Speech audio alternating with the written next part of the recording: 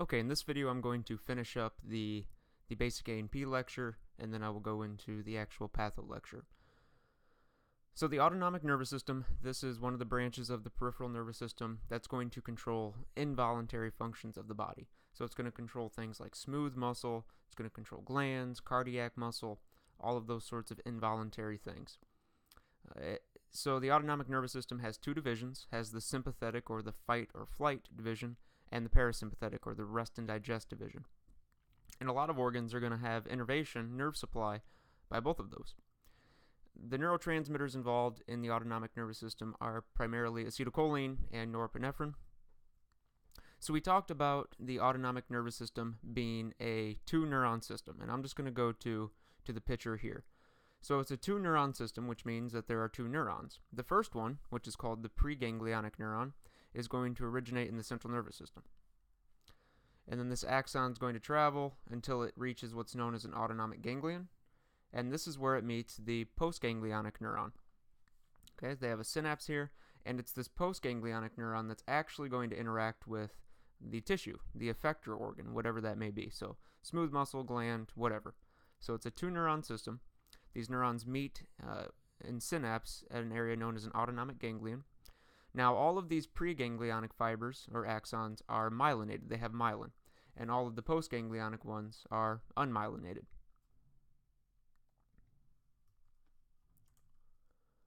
So the sympathetic nervous system is classified anatomically as thoracolumbar. And what that means is these sympathetic impulses, these sympathetic nerves, come from the spinal segments T1 to L2, so the thoracic and lumbar regions of the spinal cord.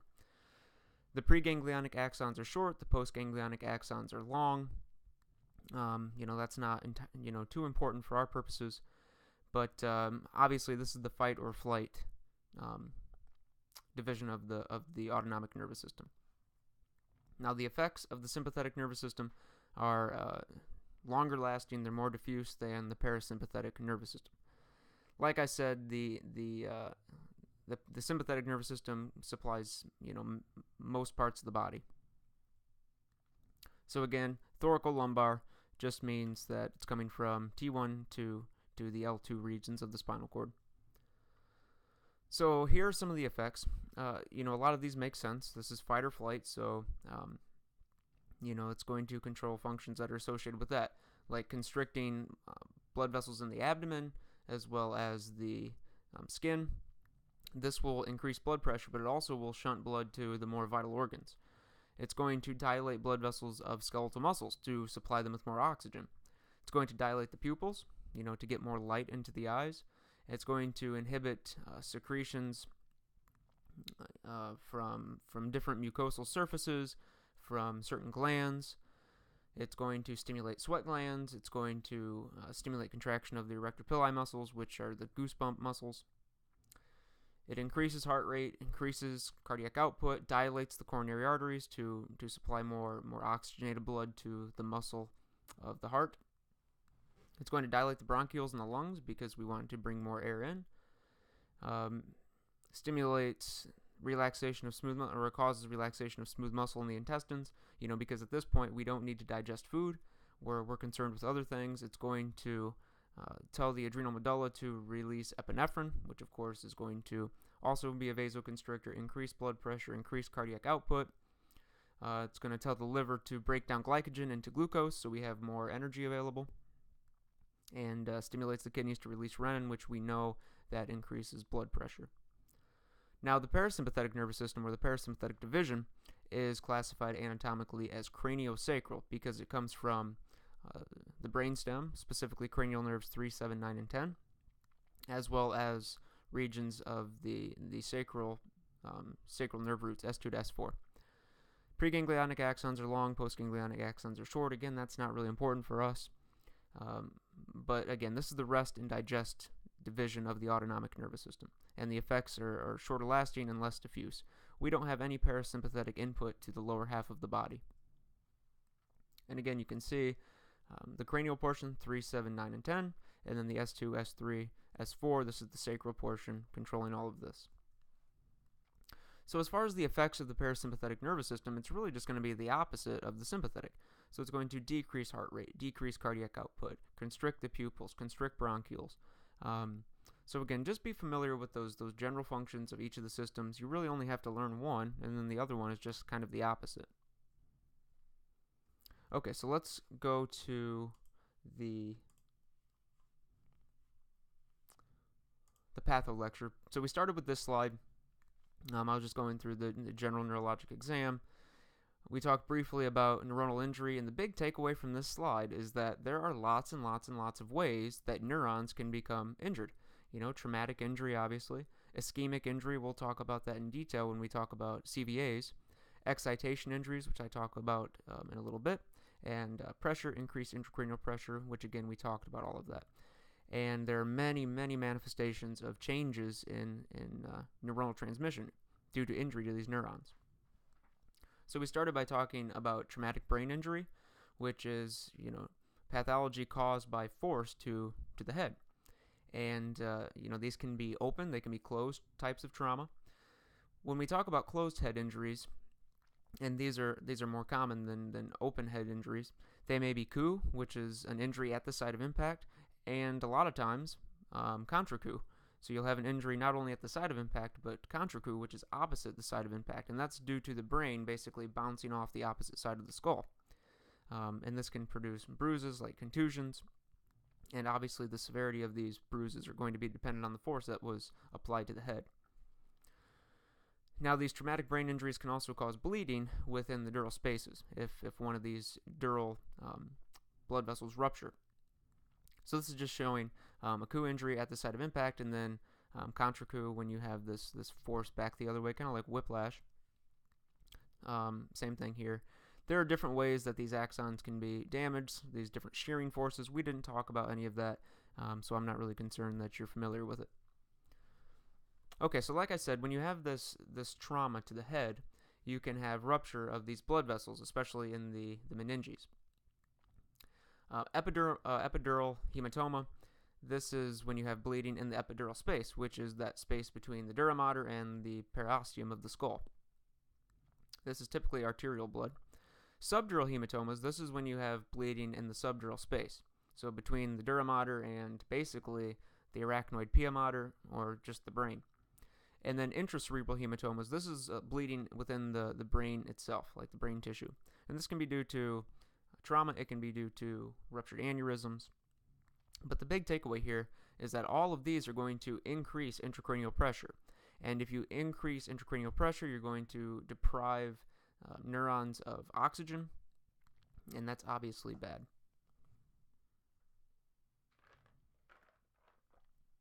So here you can see just some of these examples: epidural hematoma, subdural hematoma, intracerebral hematoma. All of these need to be managed. All of these can, in a lot of cases, be considered a medical emergency because of the increase in intracranial pressure. So traumatic spinal cord injury, most common in young adult males.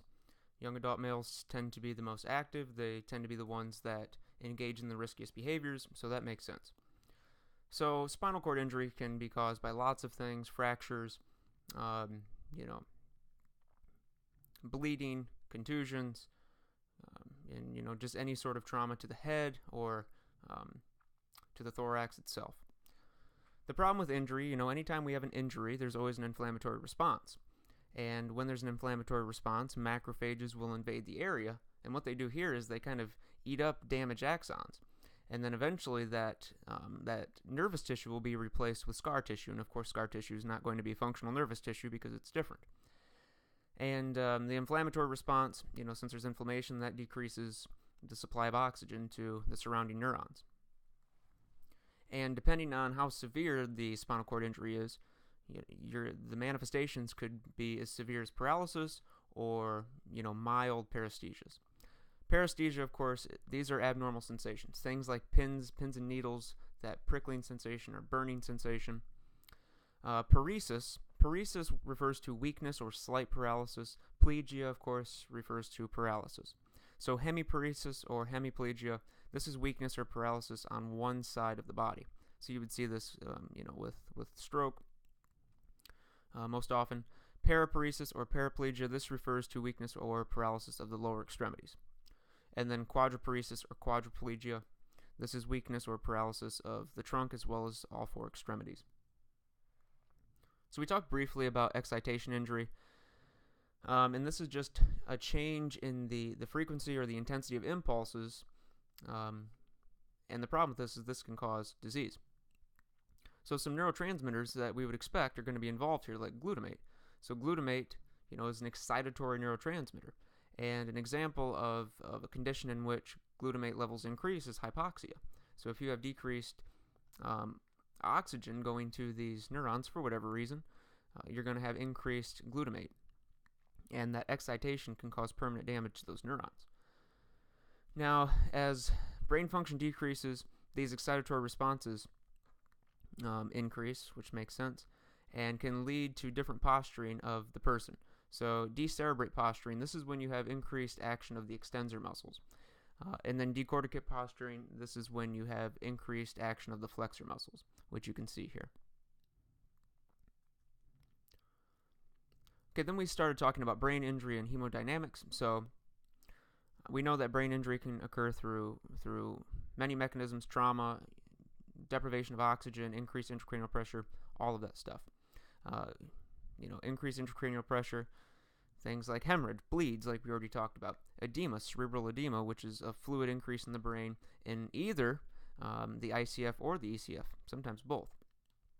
But also tumors, all of those things can increase intracranial pressure. So increased ICP is normally 715 millimeters of mercury. I'm not going to ask you that number. So don't worry about that. And I just talked about cerebral edema, which can be due to a number of things. Okay, then we talked about bacterial meningitis, which is really the most severe, most acute form of meningitis, and therefore the most medically relevant. So meningitis, inflammation of the meninges, in this case it's due to bacteria. Most cases of meningitis, at least in adults, are going to be due to Streptococcus pneumoniae or Neisseria meningitidis. So these two bugs are basically inhaled, and a lot of people are colonized with these bacteria in the nasopharynx. But for some reason, these bacteria are able to cross the epithelium of the nasopharynx, get into the blood, and once they're in the blood, they reach kind of their target tissue, the tissue they have tropism for, and that's the meninges. So once they reach the meninges, they attach, they will start to multiply, and then establish the infection. So the inflammatory response obviously is going to cause edema. We know that's a cardinal sign of inflammation, and this is going to cause hypoxia to the brain. It's going to obstruct the flow of CSF. So this is truly a medical emergency. So again, the meninges, this is our site here. And again, this could affect any of the meninges or all of the meninges, and in some cases it can reach the brain itself. So there are other types of meningitis. Fungal meningitis, rare, the more chronic types of meningitis, and you see these in people who are immunocompromised. Viral meningitis can be caused by a number of different viruses. You're going to have a lot of the same symptoms for the most part as bacterial meningitis, but it's not as severe and typically will go away on its own.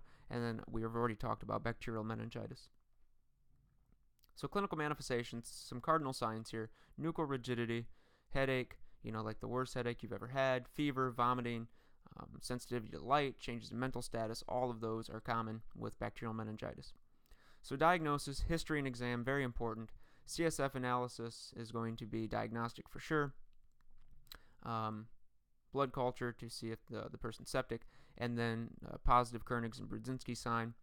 And treatment, obviously IV antibiotic therapy, fluids, corticosteroids to reduce inflammation. So here are these signs. So in Brudzinski's sign, the person is lying supine. You flex the head at the neck, and you will have the subsequent flexion of the hip. In Koenig's sign, the patient is, again, lying supine. You flex the thigh to 90 degrees. When you try to extend the leg, there's excessive tightness in those hamstring muscles back here. So we talked about the differences between bacterial and viral and fungal. Well, we didn't really talk about fungal meningitis, but this is just a nice little comparison. Okay, we talked about cerebral palsy, which is really a group of disorders caused by damage to upper motor neurons. And this damage can occur prenatally, it can occur antenatally, or it can occur postnatally. And the manifestations are going to present typically within the first 1 or 2 years of life. So the cause is really unknown, but it could be due to a hemorrhage, maybe a fetal stroke, or injuries maybe during the birthing process. So there's a number of causes that can be to blame. So they're classified based on the type of motor dysfunction. So spastic types, this is going to involve basically spastic paralysis. So the contraction of the muscles is so great that you lose movement. We also have the dyskinetic types, which is going to involve the inability to control muscle movements. And then ataxic types, this is when movements are unable to be coordinated. Clinical manifestations, they vary a lot. They depend on the classification. They depend on the specific injury, how severe the injury was. So they can range from very mild to very debilitating. So patients, they might have problems with coordination, balance, speech, motor skills, sometimes decrease in cognitive functions. Seizures are also common, especially if the cause was due to hypoxia to the brain, to those upper motor neurons. So diagnosis and neurological exam, history of not meeting those milestones within the first couple of years, and then imaging to see if there's any sort of, if there's a stroke or anything like that. So obviously there's no cure, so any medication is symptomatic. So Botox has been used to reduce spasms, to basically induce flaccid paralysis if the person is spastic, anti-seizure medication if the person has seizures, and then physical therapy, occupational therapy, speech therapy, all of those can be useful. Like I said, in my experience, the most common gait abnormality I've seen with CP patients is a scissors gait. So a seizure. This is a disruption of normal electrical activity in the brain. If seizures recur with no identifiable cause, that's epilepsy. These are manifestations of disease, not diseases themselves. So certain causes, congenital malformations, obviously cerebral palsy, tumors, trauma, drug abuse can induce seizures. So lots of things can cause these. And they're classified based on their clinical manifestations, the findings on an EEG, their site of origin, and as we know, they are not always associated with convulsions. So I talked about the difference between simple and complex. So these simple types kind of start in one little spot, and then if they spread to other portions of the brain, especially to both hemispheres, consider that complex. So partial seizures start in a small group of neurons. They stay in one hemisphere. They don't cross over to the other. Generally, that's the simple partial seizure. If they do cross over, that's complex. Remember, complex is typically when they spread to both hemispheres. Generalized seizures, they don't really start in just one spot. They have a more general origin, origin of electrical activity. Absent seizures, these are brief losses of consciousness. Myoclonic seizures, there's no loss of consciousness, but people have involuntary body movements. And then the tonic-clonic seizures are associated with tonus and clonus. Tonus is continuous muscle contraction. Clonus is alterations in contraction and relaxation of muscles. And these are those convulsive types of seizures. Okay, then we talked about multiple sclerosis, which is an autoimmune disease. And basically what happens is there's progressive breakdown and destruction of myelin in the central nervous system. So the patho, for some reason, autoreactive B and T cells are able to get across the blood-brain barrier. And what they do is they recognize antigens on myelin. So they destroy those antigens and they destroy that myelin. But they also recognize oligodendrocytes. That's bad because those are the cells that produce myelin in the central nervous system. So not only are you removing that protective covering, but you're also removing the workers that produce that protective covering. There are different courses of MS. So there's clinically isolated syndrome, which is basically defined as a single demyelinating event, but it's not significant enough to be considered multiple sclerosis. You have relapsing remitting types where people feel better and then they relapse and they feel better. You have primary progressive where somebody just continuously declines from a start. And then secondary progressive, this often occurs after relapsing remitting types. So for a while you may get better, get worse, get better, get worse, and then you reach a point where you just continually decline. So again, normal myelin, a nice protected axon. Myelin begins to be destroyed. As it's destroyed, this starts to fragment. Macrophages will come in and eat this. It'll be replaced with basically non-functional tissue. So not a good thing. So here you can see these plaques. You can see the demyelination. You can see how this is all white matter, the inside of the cerebral cortex. And this basically looks like gray matter because it is. It's demyelinated. And again, you can see the same plaques on an MRI. And this is pretty diagnostic when you take it into account with clinical manifestations. These clinical manifestations, there's a lot of them. Nobody has the same disease, but problems with gait, problems with speech, sensation issues, weakness, if they have the relapsing remitting types, these can come and go. Now, during exacerbation, this is a demyelinating event that lasts at least 24 hours. Patients can have really significant manifestations. So, problems with controlling the bladder, the bowels, problems with vision, speech problems, problems walking, the list goes on and on. So diagnosis, clinical manifestations, very, very important. MRI, if you see those plaques, that's pretty diagnostic. So treatments, immunomodulators like beta interferons, these are kind of anti-inflammatory interferons, and immunosuppressants, things like corticosteroids to reduce inflammation. We talked about the world distribution of MS. And then we talked about hydrocephalus, which is just an increase in ICP due to too much CSF. Either too much CSF is being produced or it's not being drained properly.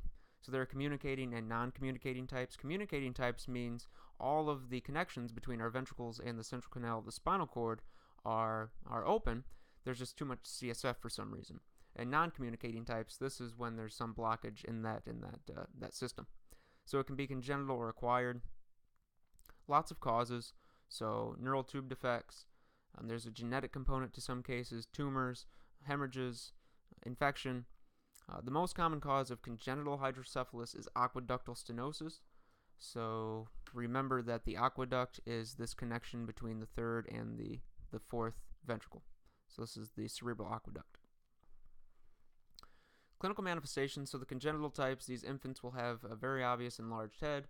They will have visible scalp veins. They will have bulging fontanelles, difficulty feeding. It's pretty obvious.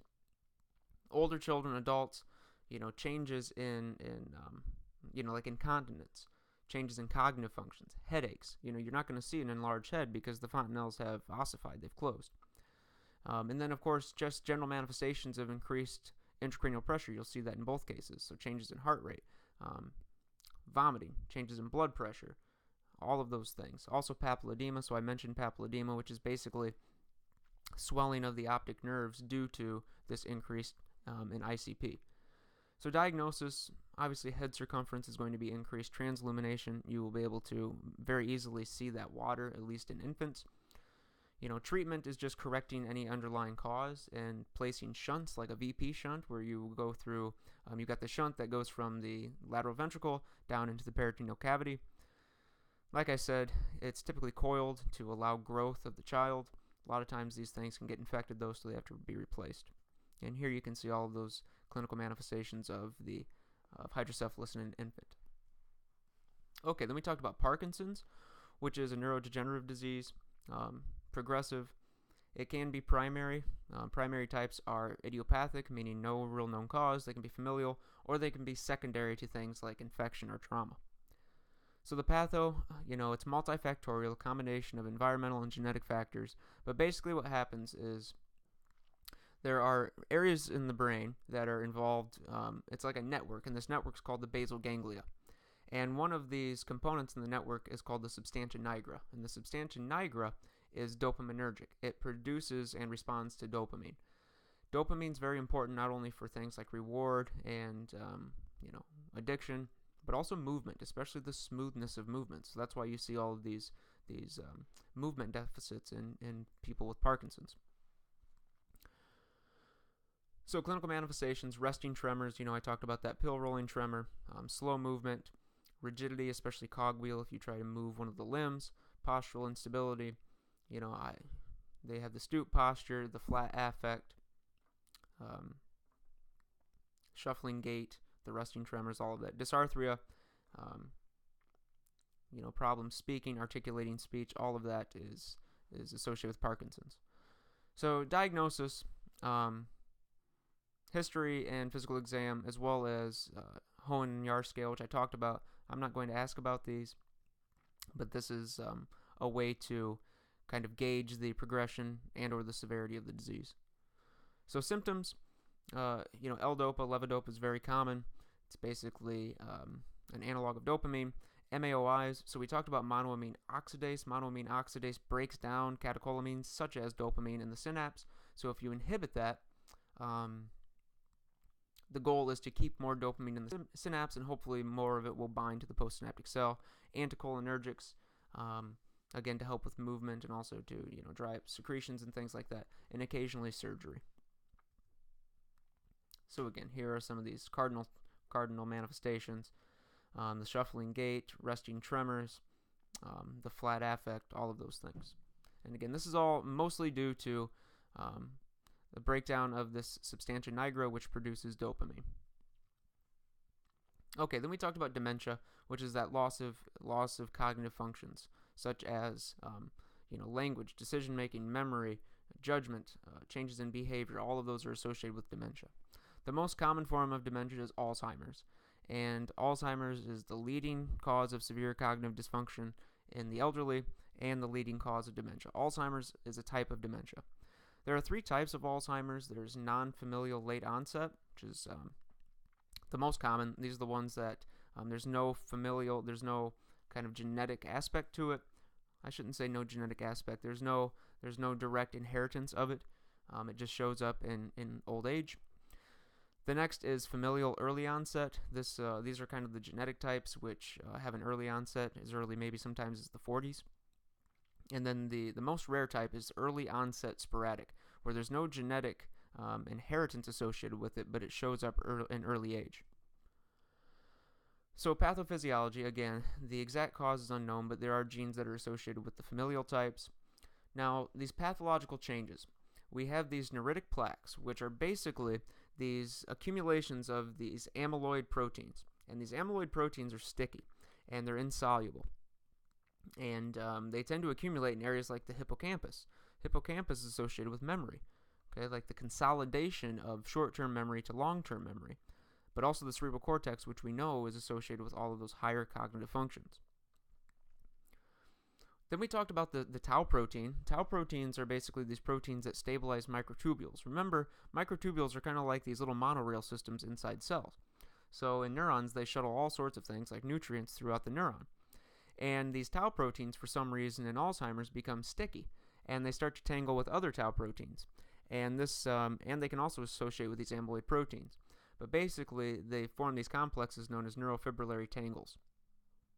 And when you form these tangles, it kind of inhibits these microtubules, so they cannot transport nutrients throughout the axon, or the neuron. So these 3 bold points, these are really, really important for Alzheimer's. Again, I showed some of these tangles, what these tangles are, and the differences between a healthy brain and an Alzheimer's brain. Talked about these beta amyloids. This slide was for me. Tau, so we have this microtubule, and we have these worms, as somebody mentioned, which are the tau proteins. They stabilize microtubules, but for some reason they start to associate with themselves inappropriately in Alzheimer's. And again, the mechanisms, why this happens, it's really not well understood. Clinical manifestations, they're mild to start, like just very mild forgetfulness that just continues to become more severe. So forgetfulness, obviously, and memory loss, confusion, problems with judgment, behavioral issues, problems with problem solving, emotional instability, confusion, all of those are associated with Alzheimer's, which we already know. So diagnosis is really one of exclusion, kind of ruling out other things. Definitive diagnosis can only be made post-mortem when you look for those amyloid accumulations and things like that. So treatment, just trying to delay the progression as much as possible, improve cognitive and behavioral function, using things like cholinesterase inhibitors to keep more acetylcholine in the synapse and things like that, and just to improve quality of life and maintain, a good quality of life as long as possible. So here's Alzheimer's. You can see just a lot of breakdown in the cerebral cortex. All right, then we talked about cerebral atrophy. This is just reduction in size of the neurons, and there can be many, many causes. Understimulation. If neurons are not going to be used, they're not really going to keep their connections. Trauma. Infectious injury like encephalitis, which is, infection of the brain tissue itself. Ischemia, which is the case of, stroke or increases in intracranial pressure for whatever reason. But what happens is, as these neurons get smaller, as they atrophy, they kind of pull away from each other. And when they pull away from each other, it changes how they communicate. And that's not good. We want them to have nice, tight connections. So clinical manifestations, it depends on the area.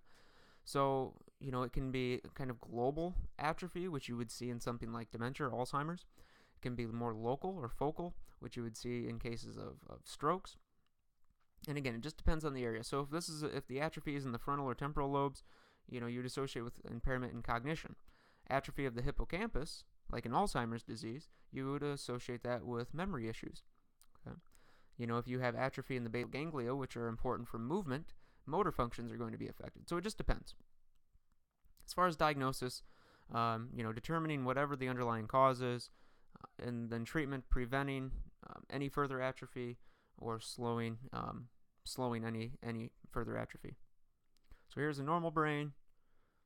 Not too many wide spaces between the gyri, and here you can see atrophy. And this one is due to probably a stroke. So you can see that there are wider spaces between these gyri, and that's just not good. So as always, if you have any questions, please let me know.